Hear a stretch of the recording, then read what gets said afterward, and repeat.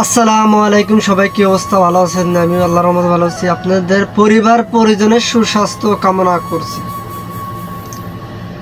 চাঁদপুরের একটা মসজিদে ইমাম সাহেব সুদের ব্যাপারে কথা বলছে দেখে তাকে চাকরিচ্যুত করা হয়েছে।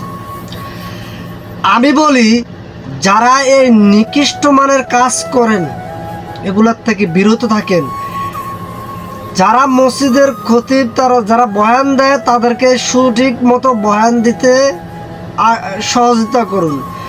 কেননা অযথা উল্টা পাল্টা কোনো কাজ করবেন না। ইসলামের বিজয় সব জায়গায় হবে। আপনি সুদ খান কেন? সুদ খাওয়া থেকে ঘু খান, তাহলে কাজে দিবে। সুদ কেন খাবেন? আপনি মসজিদের ইমাম সাহেবের বাইর করে দিবেন, এরে বাইর করে দেন। আপনারা কি শুরু করেছেন? বলছে না যে শত শত মসজিদ হবে, মুসল্লির অভাব। কেননা সবাই সুদের সাথে জড়িত হচ্ছে। আজ আমাদের সমাজে এই অবস্থা হচ্ছে। যারা ইমাম সাহেব সুদের ব্যাপারে কথা বলবে, যারা চাকরিচ্যুত করবে, তাদেরকে আগে ধরে বাঁধবেন, বাইন্দা প্রশাসনের খবর দিবেন। কোনো দেশের সরকার তো বলে না যে সুদের ব্যাপারে কোনো কথা বলতে না। কিছু দুষ্ট লোকের জন্য আজ এই অবস্থা। যে লোক তাকে চাকরিচ্যুত করা হয়েছে সেই লোকও কিন্তু মুসলমান। এগুলো মুসলমান না, মুখোশধারী কিছু ছায়াছত্র কিছু মুসলমান আছে, এগুলো মুসলমানের ক্ষতি করতে আছে। মুসলমানদেরকে বলছি, সবাই সাবধান হয়ে যান। চারিদিকে কিন্তু বিপদ আসতে আছে। এই সুদখোর, গাঁজাখোর, বাবাখোর, ইয়াবাখোর, এগুলো সব এখন এক হচ্ছে, ঠিক আছে?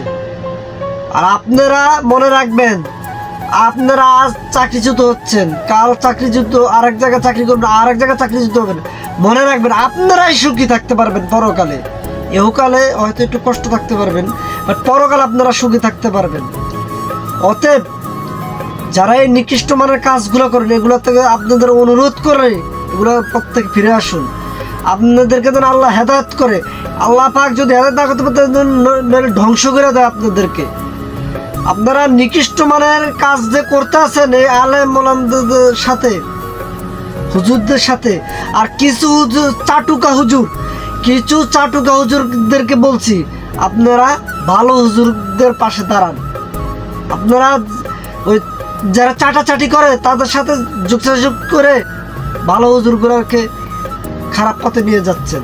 ওগুলোর থেকে বিরত থাকেন। সুদের ব্যাপারে, শিরিকের বিরুদ্ধে আপনারা খতিব সাহেবরা মসজিদে বয়ান দিবেন।